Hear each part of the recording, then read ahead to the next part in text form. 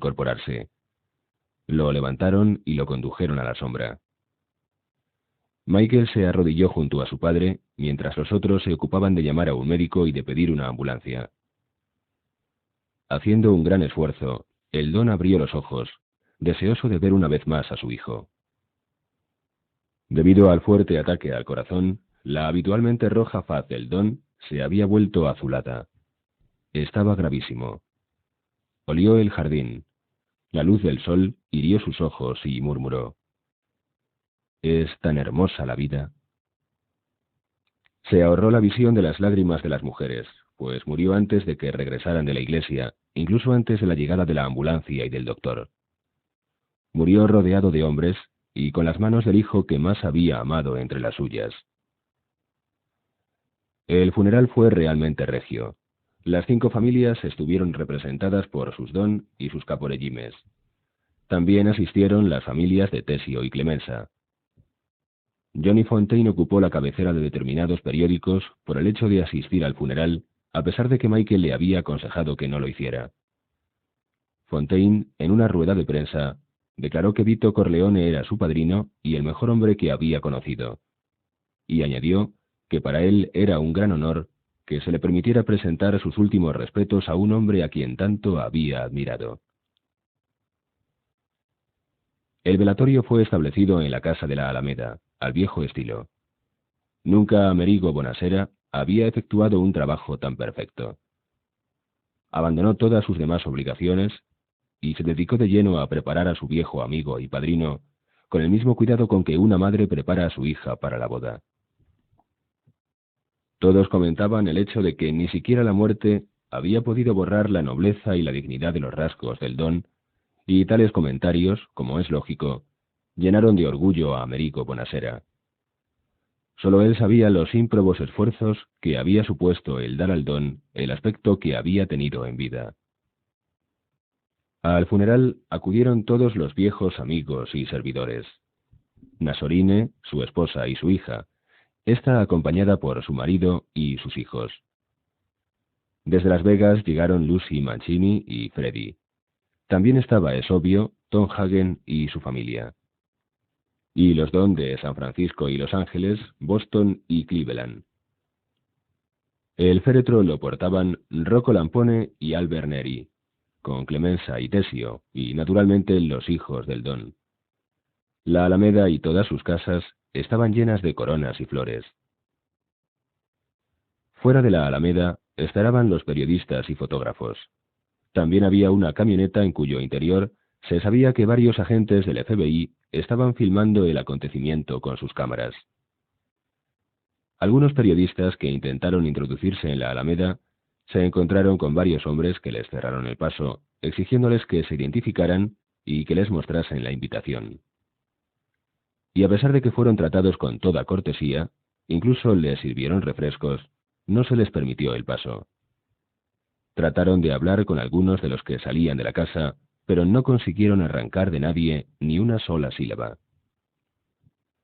Michael Corleone pasó la mayor parte del día en la biblioteca con Kay, Tom Hagen y Freddy.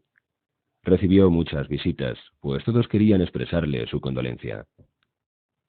Michael los recibió a todos con suma cortesía, incluso a aquellos que se le dirigieron llamándole padrino o don Michael. Kay fue la única en darse cuenta de que en el rostro de Michael aparecía, cada vez que le llamaban padrino o don, una leve expresión de disgusto. Clemenza y Tessio se unieron al grupo de íntimos, y Michael les sirvió personalmente una bebida. Se habló algo, no mucho, de negocios. Michael les informó que la Alameda y todas sus casas serían vendidas a una inmobiliaria. El beneficio sería enorme, lo que demostraba el genio del gran don. Todos comprendieron que el imperio Corleone no tardaría en estar en el oeste, que la familia liquidaría su poder en Nueva York, así como que tal acción había sido demorada hasta el retiro o la muerte del don. Hacía casi 10 años que en la casa no se había reunido tanta gente. Los casi 10 años que habían transcurrido desde la boda de Constancia Corleone y Carlo Ricci, recordó alguien. Michael se acercó a la ventana, dirigió la mirada hacia el jardín y pensó que mucho tiempo atrás había pasado largos ratos en aquel mismo jardín, en compañía de Kay, sin ni siquiera sospechar cuán curioso destino iba a ser el suyo. Y su padre, en sus últimos momentos, había dicho: «Es tan hermosa la vida». Michael nunca había oído a su padre proferir ni una sola palabra relacionada con la muerte. Debía respetarla demasiado como para filosofar acerca de la misma. Llegó el momento de ir al cementerio, el momento de enterrar al gran don. Del brazo de Kay, Michael salió al jardín para unirse a los que acompañarían el cadáver hasta el camposanto. Detrás de él iban los caporellimes, seguidos de sus soldados, y luego toda la gente humilde a la que el padrino había ayudado en el curso de su vida. El panadero Nasorine, la viuda Colombo y sus hijos, e infinidad de personas a las que el don había mandado con firmeza y justicia. Estaban presentes incluso algunos que habían sido sus enemigos, pero que ahora querían rendirle un póstumo tributo. Michael lo observaba todo con sonrisa hermética y cortés. El largo cortejo no le impresionaba en absoluto, pero pensaba que si podía morir diciendo «es tan hermosa la vida», se sentiría muy satisfecho. Estaba decidido a seguir los pasos de su padre. Lucharía por sus hijos, por su familia, por su mundo. Pero sus hijos crecerían en un mundo diferente. Serían médicos, artistas, científicos, gobernadores, presidentes, lo que quisieran. Procuraría que se integraran en la sociedad, pero él, padre poderoso y prudente, después de todo, procuraría no perder de vista a esa sociedad. A la mañana siguiente, los miembros más importantes de la familia Corleone se reunieron en la Alameda. Fueron recibidos por Michael Corleone. Llenaban casi por completo la espaciosa biblioteca.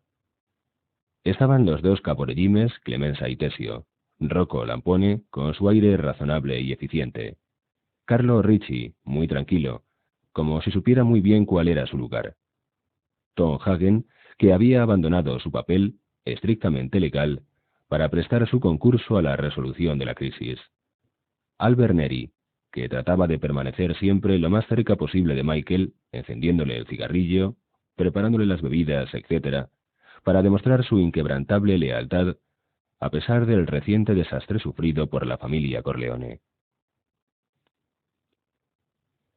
La muerte del don fue una gran desgracia para la familia. Con él parecía haber desaparecido la mitad del poder de los Corleone, que ahora, aparentemente al menos, nada podrían hacer para contrarrestar el cada vez más enorme poder representado por la alianza Barsini-Tataglia. Los reunidos se sentían unánimemente pesimistas y esperaban las palabras de Michael con impaciencia. A sus ojos, el joven Michael no era todavía el nuevo don. No había hecho casi nada para merecer la posición o el título. Si el padrino hubiese vivido, hubiera podido asegurar la posición de su hijo, que ahora nada tenía de segura. Michael esperó a que Neri terminara de servir las bebidas. Luego, con voz tranquila, dijo: «Ante todo, señores, quiero que sepan que comprendo lo que sienten. Sé que todos sentían un gran respeto por mi padre, pero ahora es el momento de que se preocupen de ustedes y de los suyos. Algunos de ustedes, seguramente, se están preguntando hasta qué punto lo ocurrido afectará a nuestros planes y a las promesas que yo les hice. Bien, señores, quiero que sepan una cosa. Todo se hará según estaba previsto. La muerte de mi padre no hace variar las cosas». Clemenza movió su enorme cabeza. Su pelo tenía el color del acero y sus facciones, que la grasa en nada favorecía, eran duras. «Los Barsini y los Tataglia se nos echarán encima abiertamente, Mike. Tendrás que luchar o aceptar las condiciones que quieran imponerte», afirmó. Todos se dieron cuenta de que Clemenza, al dirigirse a Michael, no lo había hecho con mucho respeto y, menos aún, le había dado el título de don. «Esperemos a ver lo que pasa», respondió Michael. «Dejemos que sean ellos quienes rompan las hostilidades». Con su voz grave, Tesio dijo, dirigiéndose a todos sus presentes: «Ya han ganado la partida a Mike. Esta misma mañana han abierto 2 corredurías en Brooklyn. Me lo ha dicho el capitán que lleva la lista de protección en el cuartelillo de la policía. Dentro de un mes, me temo que no tendré en Brooklyn un solo lugar donde colgar mi sombrero». Con expresión pensativa, Michael se quedó mirando fijamente a Tesio. «¿Ha hecho usted algo al respecto?», dijo al caporegime. Tesio movió negativamente su pequeña cabeza de hurón y afirmó: «No, no he querido crearle nuevos problemas». «Bien», dijo Michael, «limítese a esperar. Y creo que eso es todo lo que de momento tengo que decirles a todos. Limítense a esperar. No respondan a ninguna provocación. Les ruego que me den unas semanas, pocas, para arreglar las cosas, para ver por dónde sopla el viento. Luego volveremos a reunirnos y tomaremos una serie de decisiones concretas y definitivas». Pretendió no darse cuenta de la sorpresa de sus interlocutores, a quienes Albert Neri comenzó con toda cortesía a hacer salir de la estancia. «Quédate, Tom. Serán solo unos minutos», llamó Michael. Hagen se acercó a la ventana que daba a la alameda. Cuando vio que los caporegimes Carlo Ricci y Rocco Lampone, acompañados por Albert Neri, atravesaban la puerta de la alameda, se volvió a Michael y dijo: «¿Has conseguido soldar todas las conexiones políticas?». Con gesto apesadumbrado, Michael movió negativamente la cabeza y repuso: «No del todo. Necesitaba de otros 4 meses. El Don y yo estábamos trabajando intensamente en el asunto. Pero tengo a mi lado a todos los jueces y a algunos de los miembros más importantes del Congreso. De lo que primero nos ocupamos fue de los jueces, naturalmente. Las autoridades de Nueva York, las que nos interesan, quiero decir, no representaron problema alguno. La familia Corleone es mucho más fuerte de lo que todos piensan. Pero yo esperaba convertirla en algo de una solidez absoluta. Supongo que ahora ya sabes cuáles son mis planes, ¿no?». No fue difícil. Lo que sí me costó entender fue el porqué de tu empeño en dejarme al margen. Pero me puse mi gorra siciliana y finalmente pude descubrir tus motivos. Michael se echó a reír y dijo: «Mi padre dijo que lo averiguarías. Te necesito aquí, Tom, al menos durante las próximas semanas. Será mejor que llames a Las Vegas y hables con tu esposa. Dile que tenga un poco de paciencia». Hagen, con meditabunda expresión, preguntó: «¿Cómo crees que intentarán ponerse en contacto contigo?». «El Don y yo hablamos de eso, precisamente. A través de alguna persona de mi confianza, Barsini intentará que vaya a verle por mediación de alguien de quien yo no pueda sospechar». Hagen sonrió y dijo: «¿De alguien como yo?». Michael le devolvió la sonrisa y respondió: «Tú eres irlandés. No confiarían en ti». «Soy germano-americano», replicó Hagen. «Para ellos, eso es ser irlandés», dijo Michael. «No acudirán a ti, como tampoco acudirán a Neri, porque Albert Neri había sido policía. Además, ambos estáis demasiado cerca de mí. No pueden arriesgarse tanto. Rocco Lampone, por el contrario, no está lo suficientemente cerca. Tengo la seguridad de que será Clemenza, Tesio o Carlo Ricci». «Apostaría cualquier cosa que será Carlo», dijo Hagen. «Veremos. No tardaremos en saberlo». Fue durante la mañana siguiente. Hagen y Michael desayunaban. Michael fue a la biblioteca a responder a una llamada telefónica y cuando volvió a la cocina dijo a Hagen riendo: «Ya está. Tengo que ver a Barsini dentro de una semana, para concertar un nuevo tratado de paz ahora que el Don ha muerto». «¿Quién te ha telefoneado? ¿Quién ha establecido el contacto?». Ambos sabían que quienquiera que fuera el que hubiese establecido el contacto se había convertido en traidor. Michael sonrió tristemente y dijo: «Tesio». Terminaron de comer en silencio. Mientras tomaban su taza de café, Hagen comentó: «Hubiera jurado que el traidor sería Carlo, o Clemenza tal vez, pero no Tesio.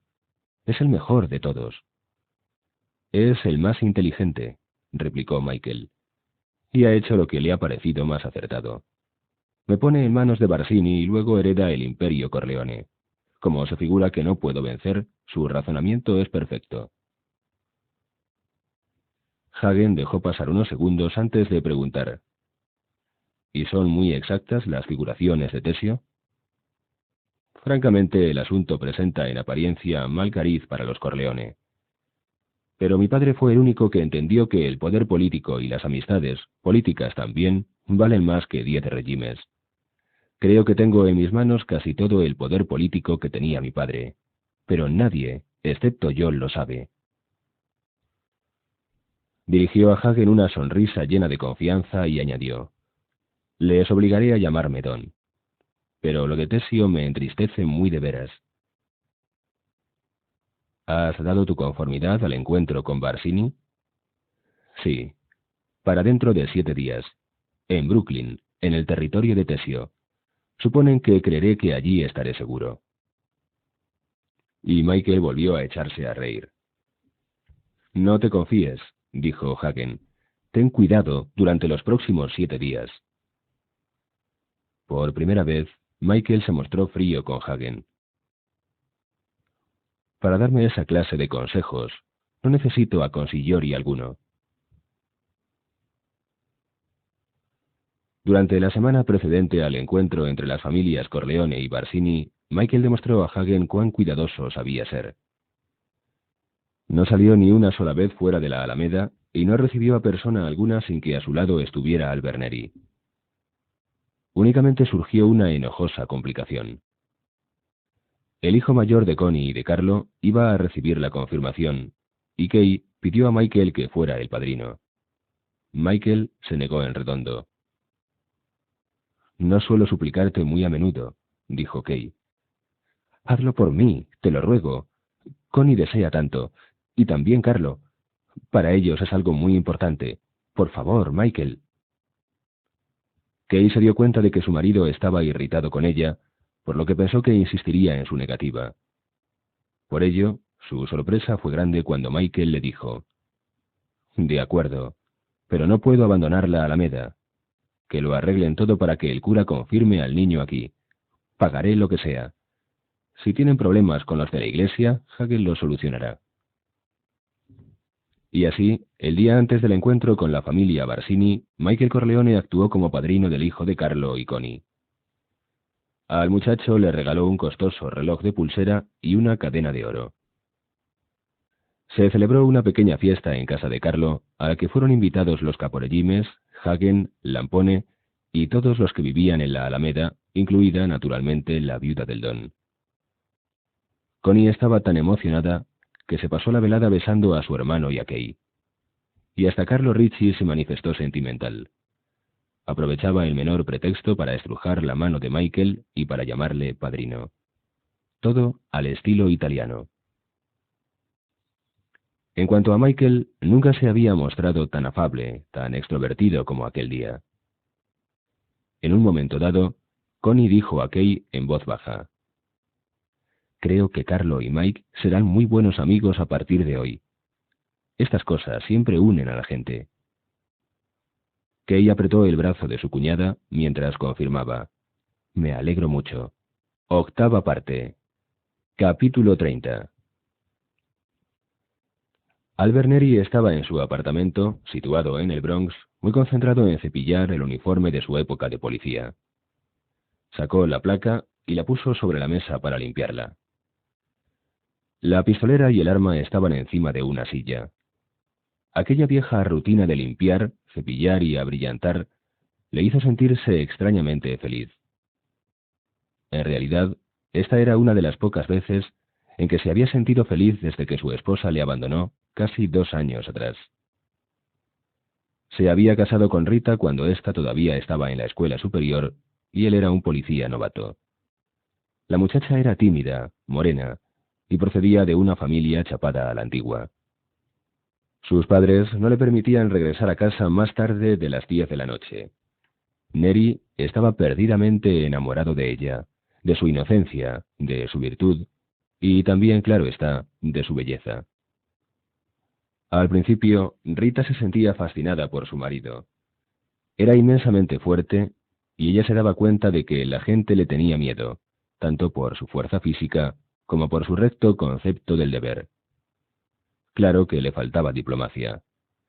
Si no estaba de acuerdo con una actitud colectiva o con una opinión individual, o bien se callaba, o bien expresaba brutalmente su desacuerdo. Su temperamento era verdaderamente siciliano y sus enfados terribles. Pero nunca se mostraba irritado con su esposa. En el espacio de 5 años, Neri se convirtió en uno de los agentes más temidos de la fuerza policíaca de la ciudad de Nueva York, y también en uno de los más honrados. Pero tenía su sistema propio de hacer cumplir las leyes. Odiaba a los gamberros, y cuando veía un grupo de jovenzuelos que, reunidos por la noche en alguna esquina, se dedicaban a molestar a los viandantes, entraba decididamente en acción.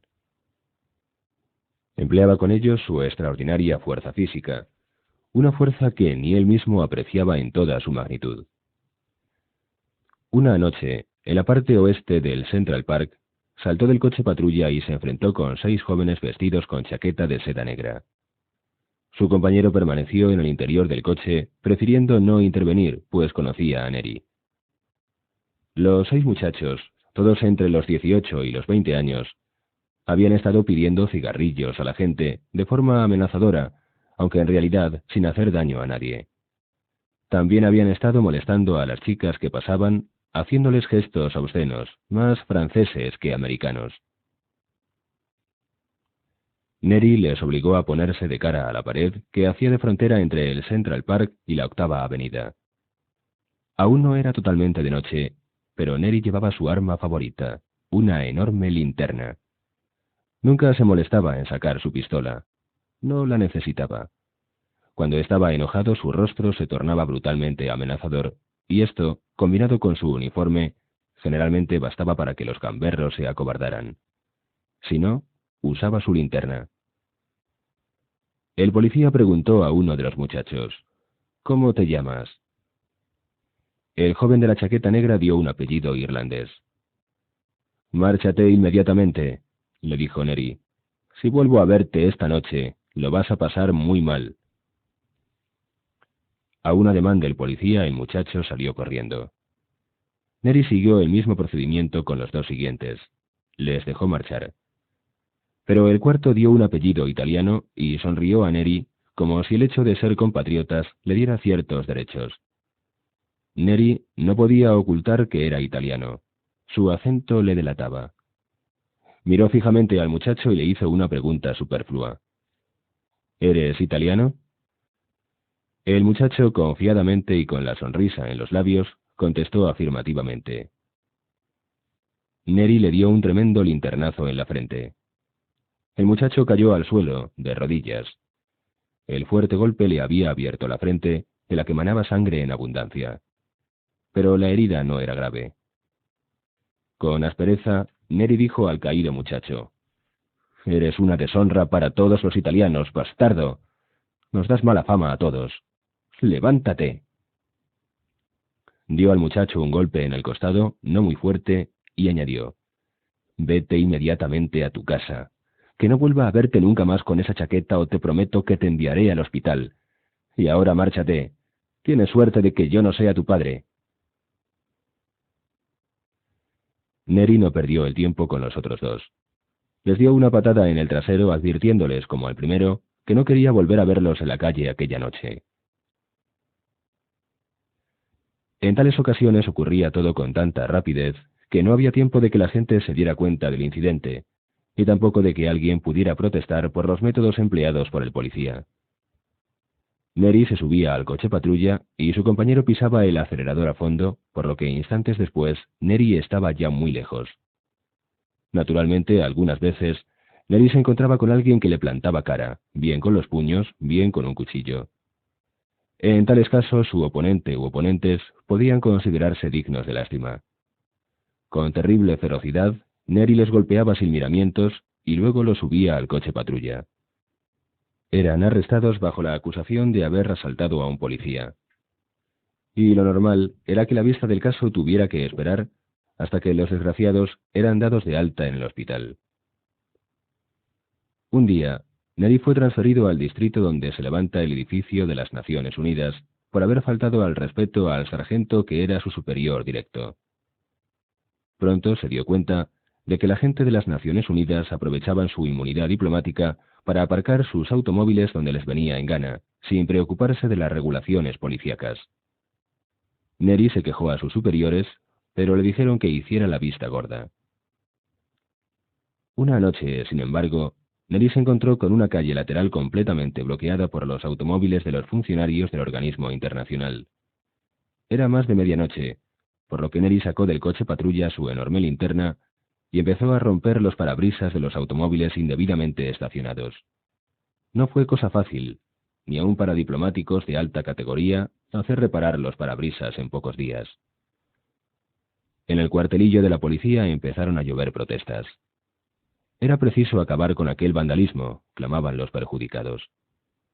La rotura de parabrisas continuó durante algunos días hasta que alguien descubrió que aquello era obra de Albert Neri, que fue destinado a Harlem. Poco después, un domingo, Neri y su esposa fueron a visitar a la hermana de Albert, que era viuda y vivía en Brooklyn. Albert Neri sentía por su hermana un exagerado afecto protector, común por lo demás a todos los sicilianos, y la visitaba aproximadamente cada 2 meses, para asegurarse de que estaba bien. La hermana era mucho mayor que él y tenía un hijo de 20 años, Thomas, que debido tal vez a la falta del padre, constituía para su madre un verdadero manantial de problemas. El muchacho había tomado parte en algunas raterías y era un poco salvaje. En cierta ocasión, y gracias a la intervención de Neri, Thomas consiguió librarse de una acusación de hurto. No obstante, el policía había advertido a su sobrino. «Oye, Tommy, si vuelves a hacer llorar a mi hermana, tú y yo nos veremos las caras». El tono no había sido realmente amenazador, pues Neri le había hablado más como tío que como policía, pero el chico, a pesar de ser el muchacho más duro de la vecindad, se sintió impresionado por la advertencia de su tío Al. Cuando Albert y Rita llegaron a casa de la hermana de él, aquel domingo, Tommy todavía dormía, pues el día anterior había regresado a altas horas de la noche. Su madre fue a despertarlo y le dijo que se vistiera para sentarse a la mesa con sus tíos y con ella.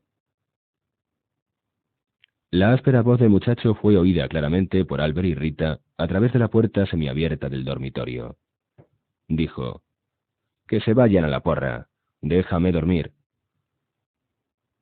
En consecuencia tuvieron que comer sin Tommy. Neri preguntó a su hermana cómo se portaba el muchacho, y ella le dijo que no del todo mal. Cuando Neri y su esposa estaban a punto de marcharse, Tommy se levantó. Sin apenas saludar, se metió en la cocina y desde allí gritó momentos después: mamá, prepárame algo de comida». La madre, con voz chillona, replicó: «Debías haberte levantado a la hora de comer. No pienso volver a cocinar».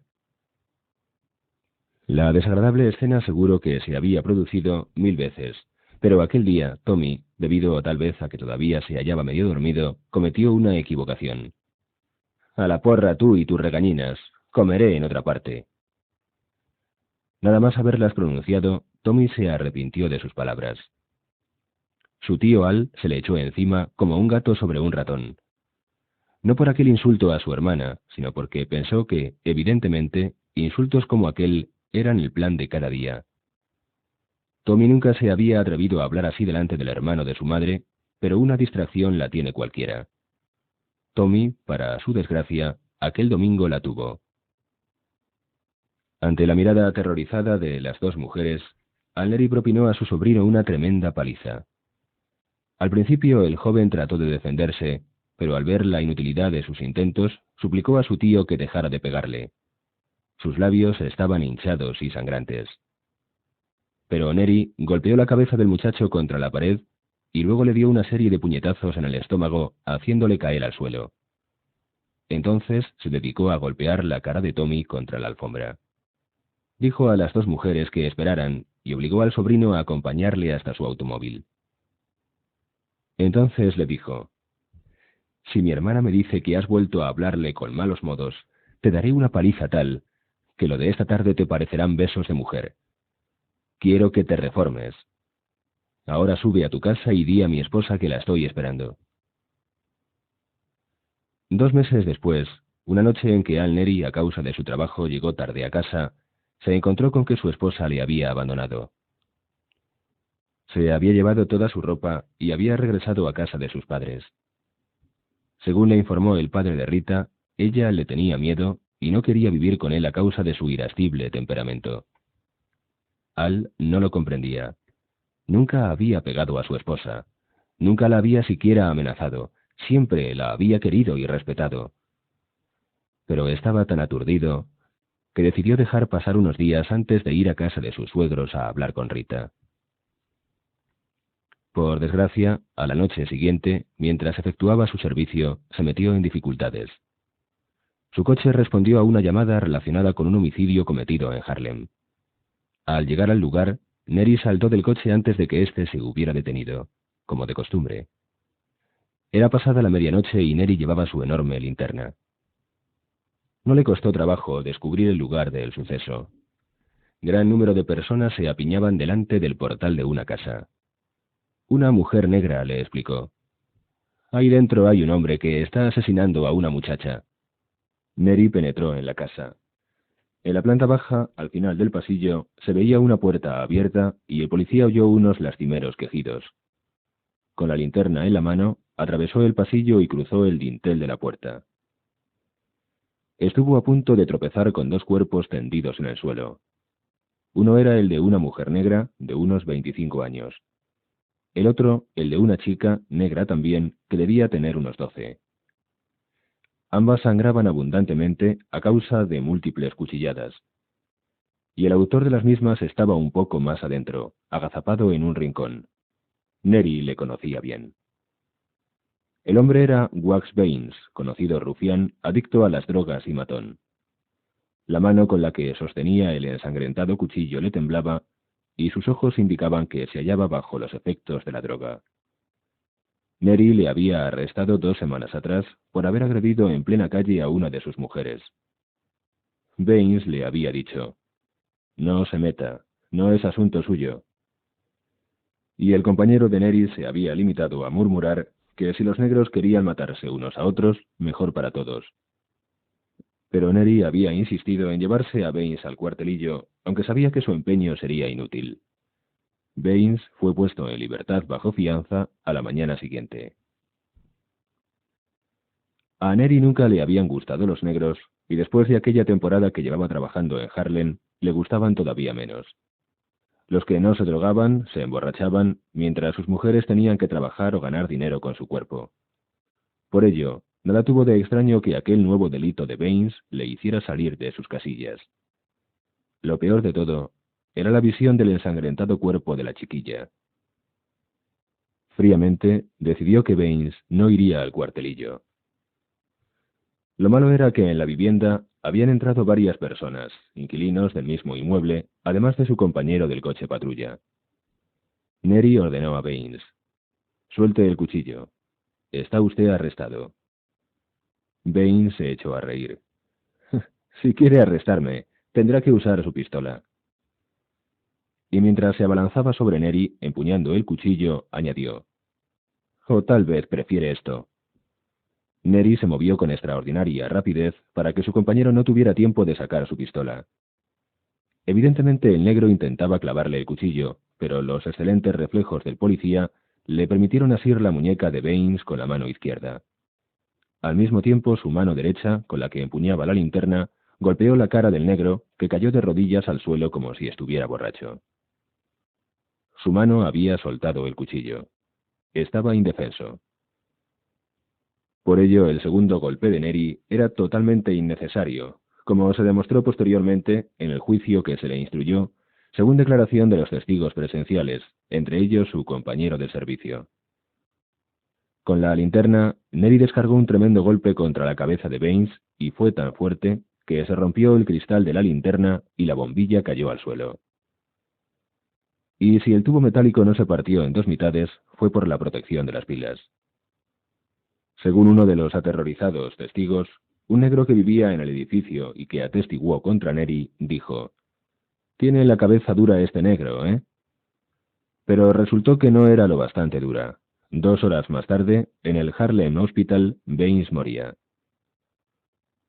Albert Neri fue el único en sorprenderse cuando le acusaron de haber abusado de su fuerza. Fue suspendido de su empleo y llevado a juicio. El jurado le culpó de homicidio no premeditado y le sentenció a una pena de prisión de 1 a 10 años. Pero estaba tan furioso y era tan grande su odio contra la sociedad que la sentencia no le afectó lo más mínimo. Él, Albert Neri, un criminal. Atreverse a enviarle a presidio por haber matado a aquella bestia. A los jueces no parecía preocuparles mucho aquellas 2 negras que habían sido acuchilladas y desfiguradas por Baines, y eso que todavía se hallaban en el hospital. No tenía miedo a la cárcel. Estaba convencido de que, teniendo en cuenta que había sido policía, y especialmente debido al tipo de delito cometido, le tratarían bien. Incluso algunos de sus compañeros del cuerpo de policía le habían asegurado que hablarían con amigos influyentes. Solo su suegro, un inteligente italiano que tenía una pescadería en el Bronx, sabía que un hombre como Albert Neri no sobreviviría 1 año de cárcel. Si no le mataba a algún otro prisionero, sería él quien cometería alguna muerte. Y debido a un sentimiento de culpabilidad, motivado por el hecho de que su hija hubiera abandonado a un buen marido como Albert, el suegro de Neri pidió a la familia Corleone que intercediera en favor de su yerno. Creía tener derecho a solicitar su intervención, pues por algo pagaba puntualmente su cuota a uno de los representantes de la familia y además regalaba al don el pescado mejor y más fresco. La familia Corleone sabía ya de Albert Neri. Su fama de policía duro y honrado era legendaria. Tenía reputación de hombre con el que se debía andar con cuidado, pues era capaz de inspirar temor por sí solo, independientemente de su uniforme y de su pistola. La familia Corleone estaba siempre interesada en hombres así. El hecho de que fuera policía no importaba mucho. Eran muchos los que habían comenzado a andar por un sendero falso. Lo importante era que, al fin, descubrieran su verdadera vocación. Fue Pete Clemenza, con su fino olfato para descubrir a los hombres de valía, quien habló de Neri a Tom Hagen.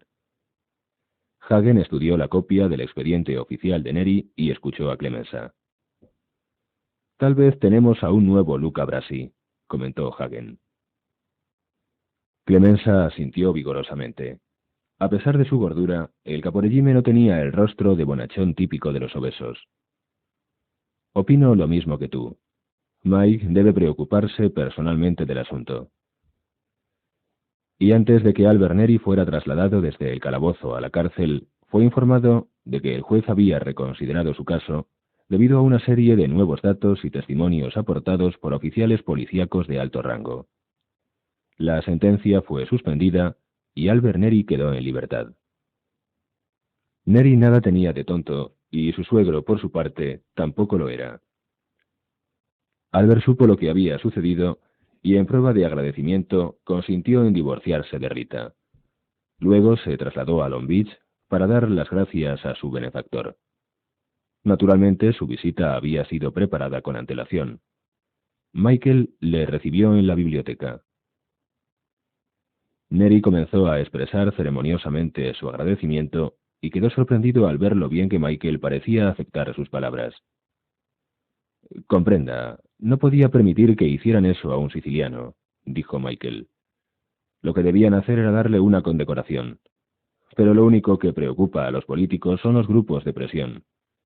Francamente, si no hubiese estado seguro de que iban a hacerle una marranada, tenga la seguridad de que no hubiera movido un dedo en su favor.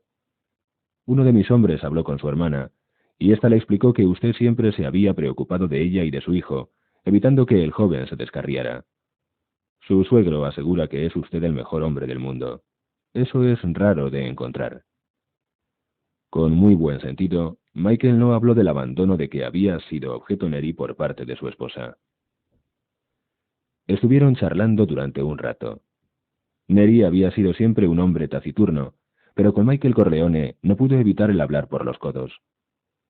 y aunque Michael tenía solo 5 años más que él, el ex policía le habló como si la diferencia fuese mucho mayor.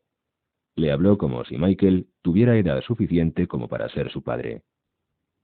Finalmente Michael expuso: el sacarle de la cárcel para dejarle luego completamente desamparado sería algo carente de sentido.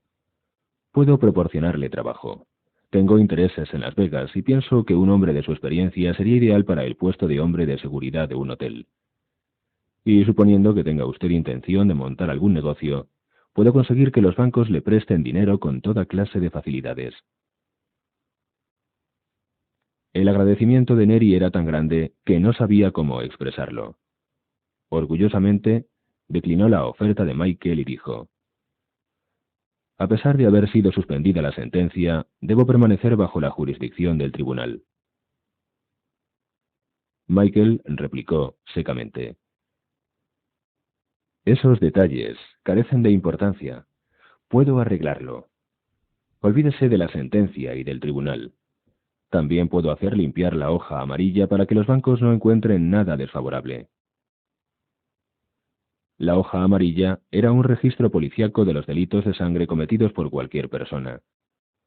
Dicha hoja se entregaba al juez cuando éste estaba considerando la clase de sentencia a imponer a un criminal convicto.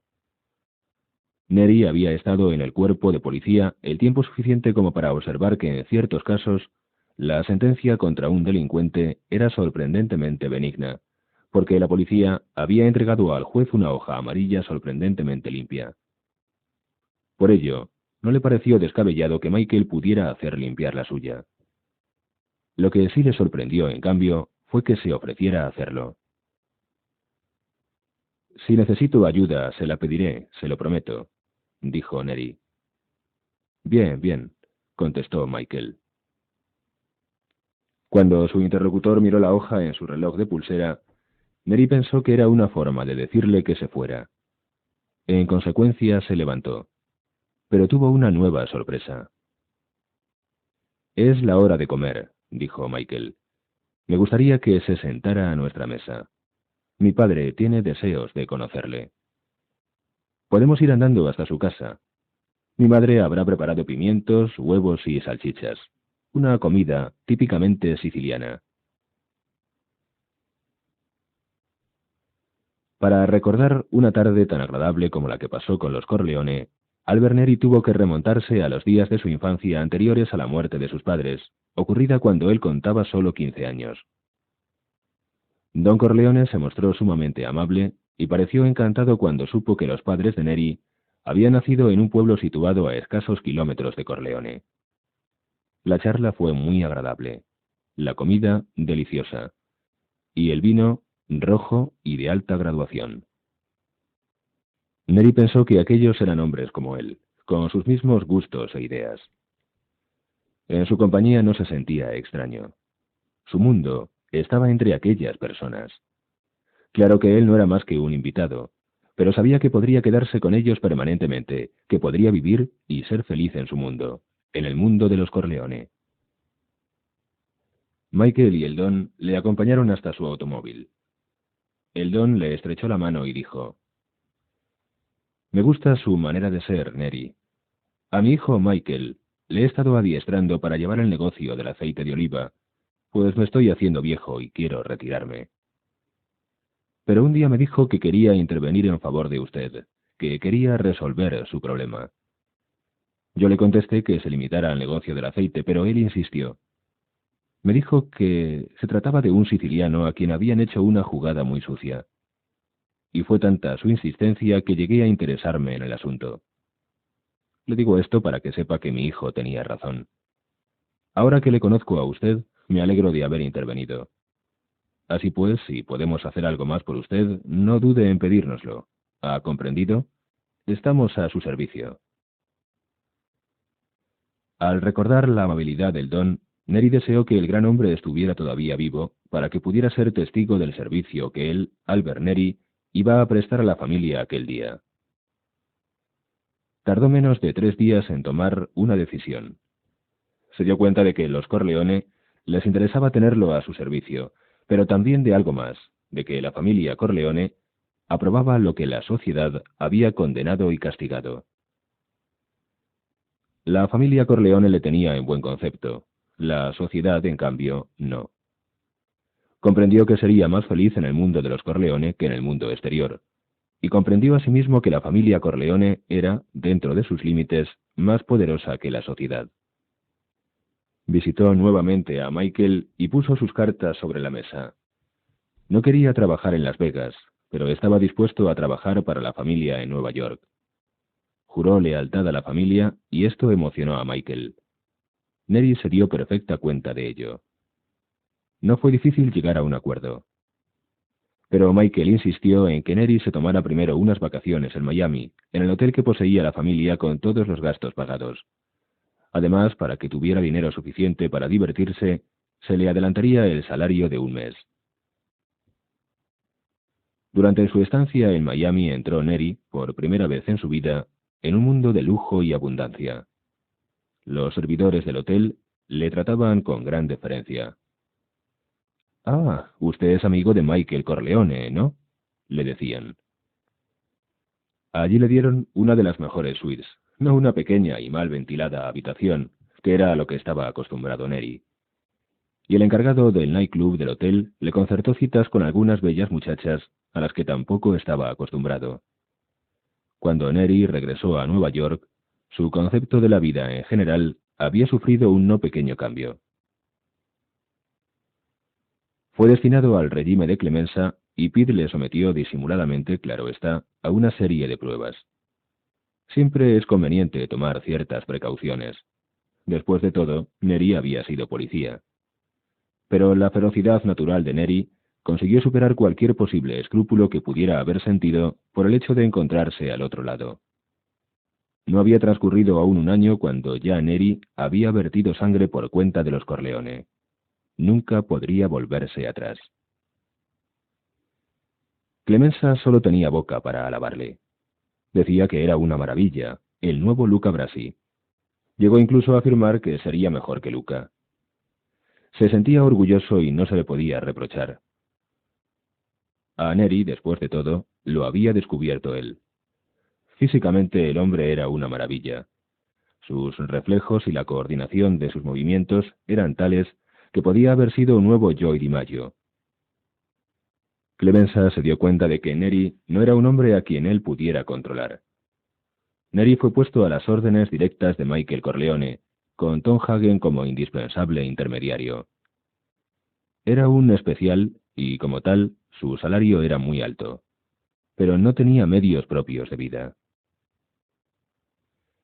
Era evidente que sentía un enorme respeto por Michael Corleone. Un día, Tom Hagen dijo a Michael bromeando: «Bien, ya tienes tu Luca». Michael asintió. Albert Neri le sería fiel hasta la muerte. Y lo sabía positivamente, porque su padre le había enseñado el truco. Mientras aprendía el negocio, durante los largos días del tutelaje paterno, en cierta ocasión Michael hizo al don esta pregunta: «¿Cómo fue que te decidieras por un tipo como Luca Brasi? Era un verdadero animal». El don le respondió: «En este mundo hay hombres que están pidiendo a gritos que les maten. Supongo que te habrás dado cuenta de ello.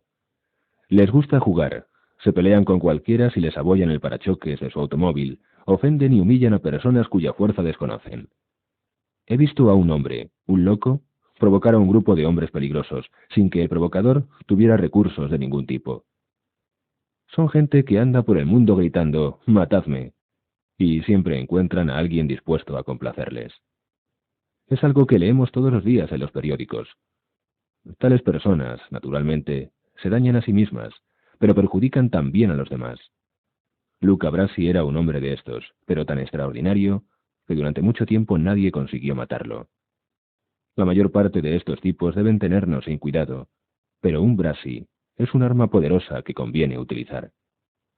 Y más si tenemos en cuenta que es un hombre que no teme a la muerte, a pesar de que la busca. Todo consiste en procurar convertirse para él en la única persona del mundo a cuyas manos no querría morir. Conseguido esto, el Luca Brasi de turno es tuyo». Fue una lección magistral la que el don le había dado. Luego, Michael la aprovecharía para hacer de Neri su Luca Brasi. Y ahora, finalmente, al ver Neri solo en su apartamento del Bronx, estaba a punto de volver a vestirse con su uniforme de policía. Lo cepilló con esmero. Luego abrillantaría la placa. También tendría que limpiar la visera de su gorra y los pesados zapatos negros. Neri se sentía a gusto. Capítulo 31. Aquel mismo día, dos lujosos automóviles aparcaron en la Alameda. Uno de los coches tenía que llevar a Connie Corleone, a su madre, a su marido y a sus dos hijos al aeropuerto. La familia Ricci iba de vacaciones a Las Vegas antes de trasladar definitivamente su residencia a dicha ciudad. Michael así se lo había ordenado a Carlo, haciendo caso omiso de las protestas de Connie. Michael no se había molestado en explicar que quería que todos se marcharan de la Alameda antes del encuentro entre los Corleone y los Barsini. En realidad, la reunión era top secret. Los únicos que estaban enterados de ella eran los capos de la familia. El otro automóvil era para Kay y sus hijos, que iban a New Hampshire a visitar a los señores Adams. Michael tendría que quedarse en la Alameda. Sus asuntos no le permitían salir de viaje. La noche anterior, Michael había ordenado decir a Carlo Ricci que le necesitaría durante unos pocos días en la Alameda y que podría reunirse después con su esposa y sus hijos. Connie se había puesto furiosa. Trató de hablar por teléfono con Michael, pero le dijeron que su hermano había ido a la ciudad. Ahora intentaba verlo, pero Michael estaba reunido con Tom Hagen y había dado orden de que no se le molestara bajo ningún pretexto. Antes de que el automóvil se pusiera en marcha, Connie besó a su marido y le dijo: «Si no vienes dentro de 2 días, volveré a buscarte». Carlo le dedicó una sonrisa de complicidad sexual. «Vendré, no te preocupes», le respondió. «¿Sabes para qué te necesita Michael?», preguntó Connie, asomada a la ventanilla del coche. Su preocupado rostro la hacía parecer de más edad y muy poco atractiva. «Me ha prometido algo importante. Tal vez quiere hablarme de eso». Carlo no estaba enterado del encuentro Corleone-Barsini previsto para aquella noche. «¿Tú crees, Carlo?», dijo Connie. Carlo hizo un gesto de asentimiento. Luego el automóvil se puso en marcha, atravesando momentos después la puerta de la Alameda. Solo cuando el coche hubo desaparecido, Michael salió a despedirse de Kay y de sus dos hijos. Carlo también se acercó para desear a su cuñada buen viaje y felices vacaciones. Finalmente, cuando el automóvil arrancó hacia la salida, Michael habló. «Realmente, Carlo, siento tener que retenerte aquí, pero serán solo un par de días», dijo. «No me importa en absoluto», se apresuró a contestar Carlo. «Bien, limítate a permanecer junto al teléfono de tu casa. Cuando esté preparado para ocuparme de lo tuyo, te avisaré. Y es que antes tengo algunas otras cosas que hacer, ¿de acuerdo?» «Desde luego, Mike», respondió Carlo. Carlo Ricci se fue a su casa y una vez allí llamó por teléfono a su amante, que vivía en Westbury, prometiéndole que procuraría ir a verla más tarde. Seguidamente, con una botella de whisky de centeno en la mano, se dispuso a esperar. Esperó durante mucho rato. Poco después de mediodía, comenzaron a llegar coches a la Alameda. Vio que de uno de ellos salía Clemenza mientras de otro se apeaba Tessio. Los dos caporegimes entraron en casa de Michael después de que uno de los guardianes les franqueara la entrada. Clemenza volvió a salir pocas horas después, pero a Tessio, Carlo no volvió a verle. Carlo salió a dar un corto paseo por la Alameda. No estuvo fuera más de 10 minutos. Conocía a todos los guardianes de la Alameda y tenía algo de amistad con varios de ellos. Pensó que sería una buena idea entablar conversación con alguno con objeto de distraerse un poco. Pero quedó sorprendido al ver que los hombres que vigilaban la Alameda aquel día le eran completamente desconocidos. Y todavía se sorprendió más al ver que en la puerta de entrada a la Alameda estaba Rocco Lampone. Carlos sabía que la posición de Rocco era demasiado elevada como para ocuparse de tales menesteres, a menos, claro está, pensó, que estuviera ocurriendo algo extraordinario. Rocco le saludó amistosamente. «Caramba, pensaba que había salido de vacaciones». «Michael me ha dicho que permaneciera aquí por un par de días. Tiene algo para mí, según parece», explicó Carlo. «Lo mismo me ha dicho a mí, y ya ve, me pone de guardia en la puerta. Pero bueno, después de todo, él es el jefe». Por el tono empleado por Lampone, parecía deducirse que no consideraba a Michael un hombre de la estatura de su padre. Carlo, cauteloso, ignoró la velada censura y dijo: «Mike sabe muy bien lo que lleva entre manos». Rocco Lampone aceptó en silencio el reproche. Carlos se despidió de él y regresó a su casa. Algo se estaba cociendo, pero lo que fuese, Rocco lo ignoraba. Michael, de pie junto a la ventana de su despacho, miraba a Carlo pasear por la alameda. Hagen le sirvió una copa de coñac, que Michael le agradeció interiormente, y le dijo: «Debes empezar a moverte, Mike. Ha llegado la hora». «Preferiría no tener que hacerlo. Ojalá mi padre hubiese durado un poco más». «No te preocupes, todo saldrá bien», animó Hagen. «Si yo no me di cuenta, piensa que los demás tampoco habrían olido nada. Lo planeaste todo a la perfección». Michael se separó de la ventana. «Buena parte de los planes los realizó mi padre. Nunca hubiera podido figurarme que fuera tan listo. Tú sí lo sabías». «Como él no hay dos», respondió Hagen. «Pero tú lo has hecho muy bien. En realidad no podías hacerlo mejor. Y eso significa que no debes ser mal continuador». «Esperemos a ver qué sucede. ¿Han llegado ya Tessio y Clemenza?» Hagen asintió. Michael terminó su copa y dijo a Hagen: «Di a Clemenza que venga a verme. Quiero darle personalmente mis instrucciones. A Tessio no quiero verlo. Dile únicamente que dentro de media hora estaré listo para acompañarle a ver a Barsini. Luego los hombres de Clemenza se ocuparán de él». Con voz completamente neutra, Hagen dijo: «¿No hay forma alguna de dejar que Tessio siga con vida?» «No la hay». En la parte septentrional de la ciudad de Búfalo había una pequeña pizzería que estaba siempre muy concurrida, menos en las horas siguientes al mediodía. Entonces, como es lógico, el trabajo decrecía. Aquel día, el camarero metió en el horno las pocas pizzas que quedaban en la bandeja y guardó esta junto a la pared del enorme horno en posición vertical. Luego echó un vistazo a una empanada que se estaba cociendo y vio que el queso ya había empezado a derretirse. Cuando volvió al mostrador, que también le permitía servir a los que pasaban por la calle, se encontró frente a un hombre joven y de aspecto rudo que le dijo: «Deme una pizza». El del mostrador tomó una pala de madera y sacó una de las pizzas que se estaban calentando en el horno.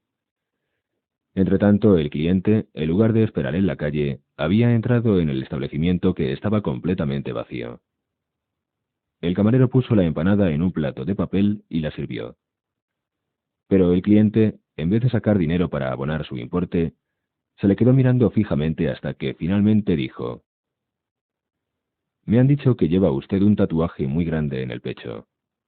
Por encima de su camisa veo la parte superior del mismo. ¿Por qué no me deja ver el resto?». El de la pizzería se echó a temblar. Parecía haber quedado paralizado.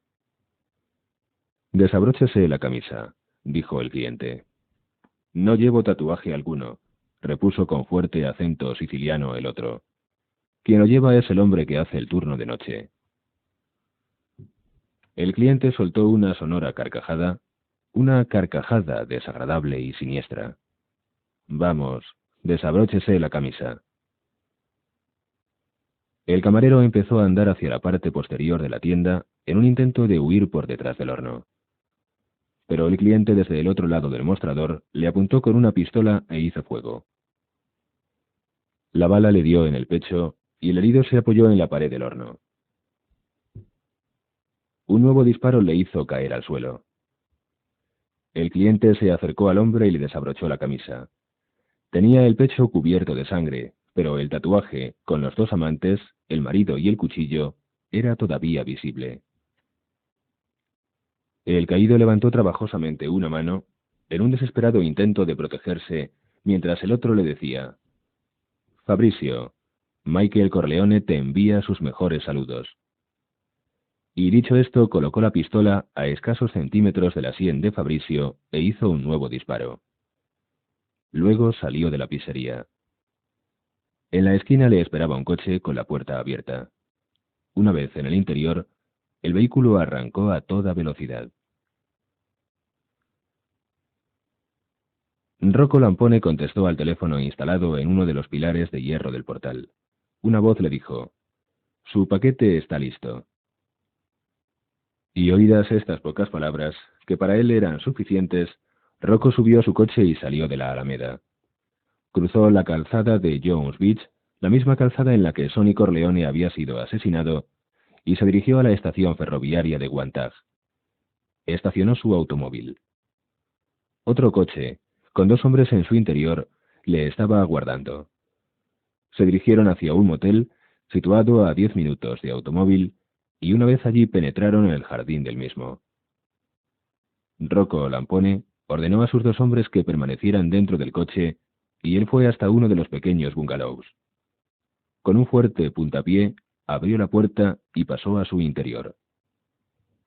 Philip Tatalla, con sus 70 años y desnudo como un recién nacido, estaba de pie junto a una cama en la que esperaba, tendida, una muchacha. El cabello de Philip Tatalla era blanco y su grueso cuerpo parecía más fofo de lo que en realidad era. Rocco le disparó 4 veces y las balas se alojaron todas en su barriga. Luego regresó corriendo al automóvil y los dos hombres le llevaron a toda velocidad a la estación de Wantage. Subió a su propio vehículo y regresó a la Alameda. Fue a hablar un momento con Michael Corleone y luego volvió a montar guardia en el portal. Albert Neri, solo en su apartamento, terminó de limpiar su uniforme. Lentamente se puso los pantalones, la camisa, la corbata, la chaqueta, la gorra y la pistolera. Cuando fue suspendido de su empleo como policía, Neri tuvo que entregar su arma, aunque no le habían hecho entregar todo lo demás. Pero Clemenza le había proporcionado una pistola del mismo calibre que las utilizadas por la policía. Era un arma incontrolada, por supuesto.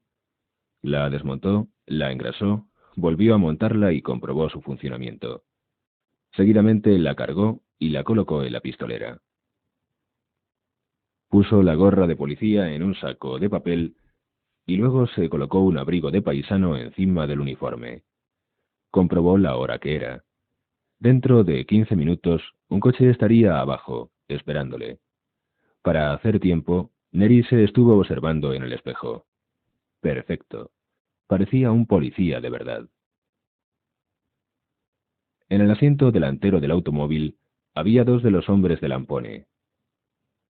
Neri se acomodó detrás y cuando el coche se había alejado ya de la zona donde vivía, se quitó el abrigo, abrió el saco de papel y se colocó la gorra. En el cruce entre la calle 5 y la Quinta Avenida, Neri bajó del coche. Empezó a andar por la avenida. El volver a vestir el uniforme le producía una extraña sensación, como se la producía también el hecho de estar patrullando por las calles como tantas veces lo había hecho. A aquella hora había mucha gente. Siguió caminando hasta llegar a Rockefeller Center, cerca de la Catedral de San Patricio. Un poco más lejos vio Neri el coche que estaba buscando. Estaba aparcado, completamente solo, entre 2 señales de prohibido el estacionamiento. Neri aflojó el paso. Era demasiado pronto. Se paró para escribir algo en su cuaderno y luego continuó andando. Había llegado junto al automóvil. Con su porra golpeó suavemente el guardabarros del vehículo y el conductor le miró, sorprendido. Neri señaló el disco de prohibición e indicó al conductor que se alejara de allí. Neri avanzó un poco más hasta colocarse frente a la ventanilla abierta del conductor. Este era un sujeto de aspecto canallesco, uno de esos tipos a los que Neri gustaba de romper la cabeza. El falso policía, en tono insultante, dijo: «Bien, muchacho. ¿Qué prefiere? ¿Moverse o que le pegue una patada en el culo?» Impasible, el conductor contestó: «Si eso le hace feliz, deme el papelito». «Márchese inmediatamente», dijo Neri, «o le haré salir del coche y le romperé las narices». En la mano del conductor apareció un billete de $10, que intentó meter en el bolsillo de Neri. Este retrocedió un paso e hizo ademán al conductor de que saliera del automóvil. «Déjeme ver su licencia», dijo Neri. Neri había tenido la esperanza de que conseguiría que el conductor se llevara el coche a dar una vuelta a la manzana, pero ahora ya no cabía pensar en ello. Por el rabillo del ojo estaba viendo a 3 individuos bajos y corpulentos que bajaban las escaleras del edificio Plaza, en dirección a la calle. Eran Barsini y sus 2 guardaespaldas, que iban camino de la entrevista concertada con Michael Corleone. Uno de los guardaespaldas se adelantó para ver qué ocurría con el coche de Barsini. El guardaespaldas preguntó al chofer: «¿Qué pasa?». El conductor le respondió secamente: «Espero a que me dé el papelito, no te preocupes. Este sujeto debe ser nuevo en el distrito». En aquel momento, Barsini llegó en compañía de su otro guardaespaldas. «¿Qué diablos ocurre?», preguntó. Neri terminó de escribir y devolvió al conductor su licencia. Luego se metió el talonario en el bolsillo y al volver a sacar la mano, ésta empuñaba la pistola. Metió 3 balas en el ancho pecho de Barsini antes de que los otros 3 hombres pudieran reaccionar. Por entonces, Neri ya se había perdido entre la multitud. Rápidamente llegó hasta donde había dejado el coche. Cerca de Chelsea Park, Neri, que había tirado la gorra y se había puesto el abrigo, se trasladó a otro coche que le estaba esperando. En el primer automóvil había dejado la pistola y el uniforme. Ya se encargaría de deshacerse de ambas cosas. Una hora más tarde, sano y salvo, Albert Neri se hallaba en la Alameda de Long Beach hablando con Michael Corleone. Tessio estaba aguardando en la cocina de la casa del Don, bebiendo una taza de café, cuando Tom Hagen se acercó a él y le dijo: «Michael está ya preparado. Será mejor que llame a Barsini y le diga que se ponga en camino». Tessio se levantó y se acercó al teléfono de la pared. Marcó el número de la oficina de Barsini en Nueva York y dijo: «Salimos inmediatamente para Brooklyn». Después de colgar, Tessio se volvió hacia Hagen y, sonriendo, le dijo: «Espero que Mike nos consiga un acuerdo ventajoso esta noche». Con expresión sumamente seria, Hagen contestó: «Estoy seguro de que así será». Salieron de la cocina en dirección a la Alameda, dirigiéndose a la casa de Michael. En la puerta, uno de los guardianes les detuvo y dijo: «El jefe dice que irá en otro coche. Dice que vayan ustedes delante». Tessio enarcó las cejas y dijo a Hagen: «No puede hacer eso. Trastorna todos mis preparativos». En aquel momento, alrededor de los 2 hombres, aparecieron 3 guardaespaldas. Hagen dijo a Tessio suavemente: «Tampoco yo puedo ir con usted, Tessio». El caporegime lo comprendió todo en una fracción de segundo, y lo aceptó. Tuvo un momento de debilidad física, pero no tardó en recuperarse. «Quiero que Mike sepa que fue por negocios, nada personal. Siempre sentí por él una gran simpatía». «Así es como lo entiende», dijo Hagen. Después de unos momentos de silencio, Tessio dijo: «Oye, Tom, teniendo en cuenta los tiempos pasados, no te es posible evitarlo». Hagen movió negativamente la cabeza y contestó: «No puedo». Vio cómo los 3 hombres conducían a Tessio a un coche que estaba esperando. Tom sentía una cierta tristeza. Tessio había sido el mejor soldado de la familia Corleone.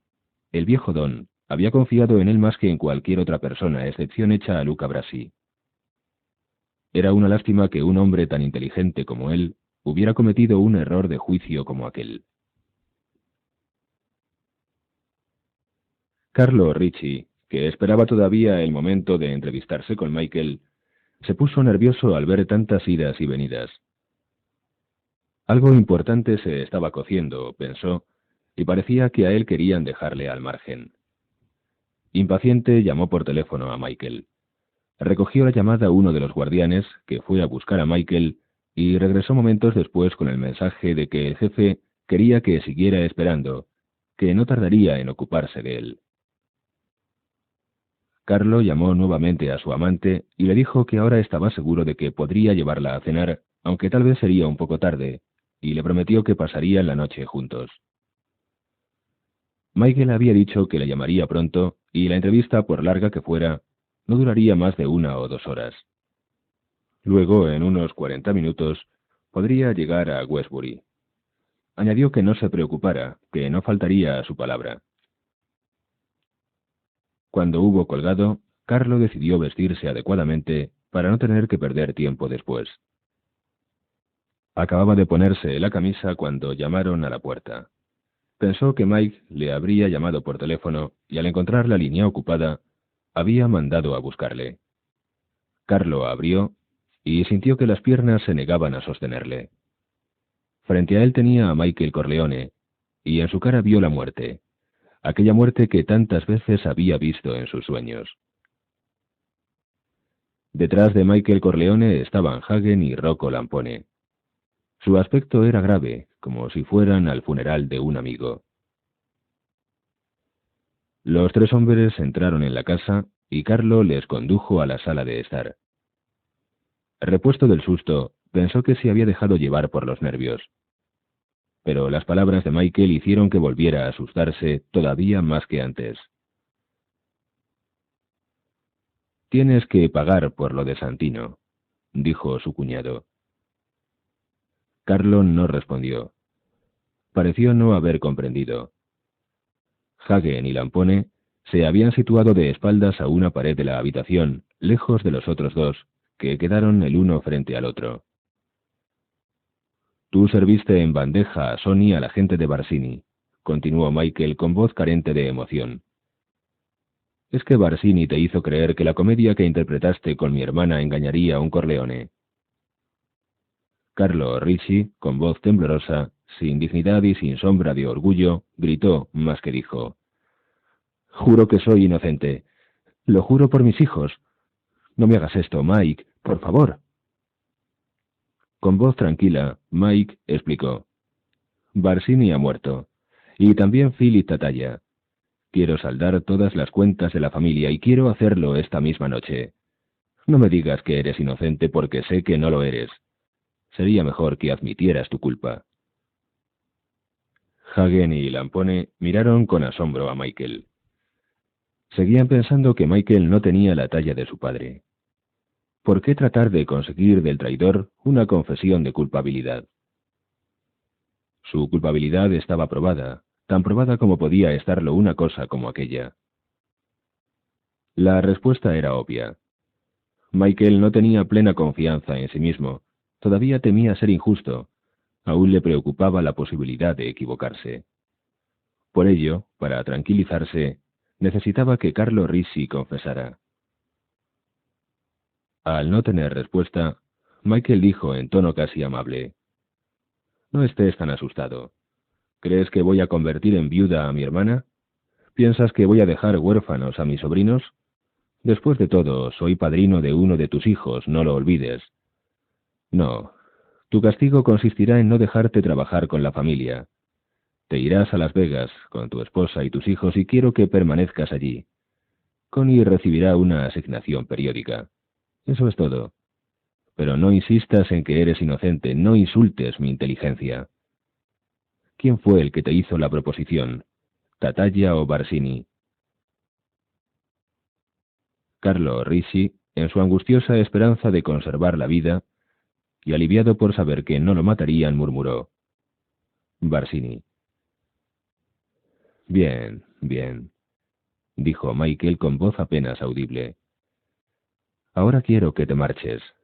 Hay un coche esperando para llevarte al aeropuerto. Carlos salió el primero, seguido muy de cerca por los otros 3 hombres. Era ya de noche, pero la alameda estaba intensamente iluminada, como de costumbre. Un coche se acercaba y Carlos se dio cuenta de que era el suyo propio. No pudo reconocer al conductor ni tampoco a la persona que estaba sentada en un extremo del asiento trasero. Lampone abrió la puerta delantera y con un gesto indicó a Carlo que entrara. «Llamaré a tu esposa y le diré que vas para allá», dijo Michael. Carlo entró en el automóvil. Su camisa de seda estaba empapada de sudor. El coche se puso en marcha, dirigiéndose rápidamente hacia la puerta de la Alameda. Carlo empezó a volver la cabeza para ver si conocía al hombre sentado detrás de él, pero en aquel momento, Clemenza, con el mismo cuidado con que una niña pondría un lazo en la cabeza de una muñeca, pasó una cuerda alrededor del cuello de Carlo Ricci y apretó con fuerza. La cuerda mordía la piel del poderoso cuello de Ricci, que buscaba desesperadamente un poco de aire. De pronto, el interior del coche se llenó de un desagradable olor. El cuerpo de Carlos se había vaciado por el esfínter abierto ante la proximidad de la muerte. Clemenza siguió apretando durante unos minutos más, y luego, cuando estuvo seguro de que Carlo había muerto, se metió la cuerda en el bolsillo. Se arrellanó en su asiento, mirando el cuerpo sin vida de Carlo, que era sostenido por la puerta.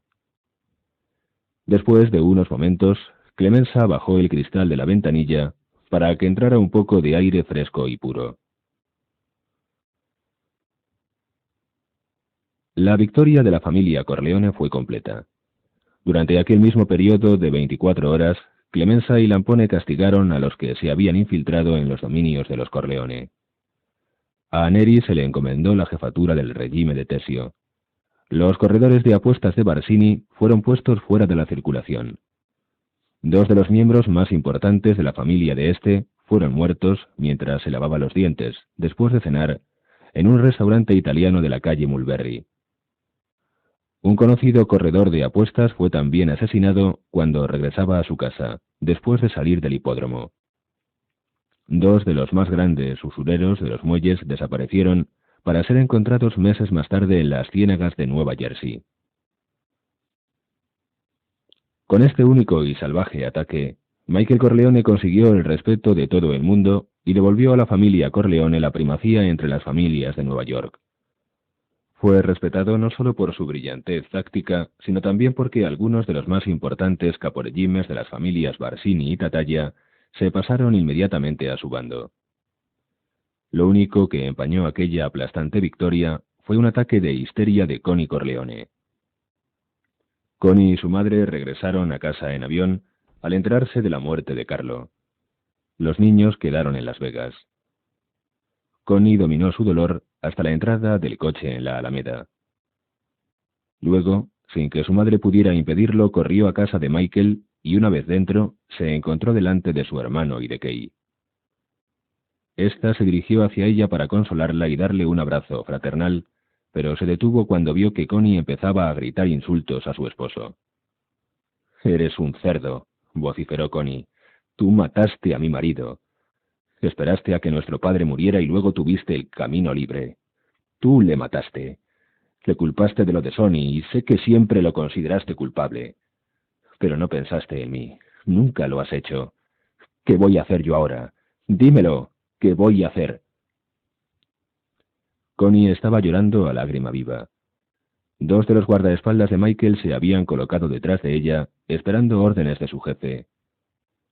Pero Michael se limitó a permanecer impasible, a la espera de que su hermana se calmara. «Estás muy nerviosa, Connie», dijo Kay. «No puedes decir esas cosas». Connie se había recuperado de su ataque de histeria. Con infinito rencor en su voz, dijo a Kay: «¿Por qué piensas que se mostraba tu marido tan frío conmigo? ¿Por qué crees que quiso que Carlo viniera a vivir a la Alameda? Hacía mucho tiempo que había decidido matar a mi marido, pero no se atrevió a hacerlo mientras vivió mi padre. Él no lo hubiera permitido. Y Michael lo sabía. Por ello decidió esperar. Y luego, para que no sospecháramos, aceptó apadrinar a nuestro hijo. Es un bastardo sin corazón. ¿Piensas que conoces a tu marido? ¿Sabes a cuántos hombres ha matado además de mi Carlo? Solo tienes que leer los periódicos. Barsini, Tatalla y otros varios. Mi hermano los mató. Otra vez volvía a perder el control de sí misma. Trató de escupir a la cara de Michael, pero no tenía saliva.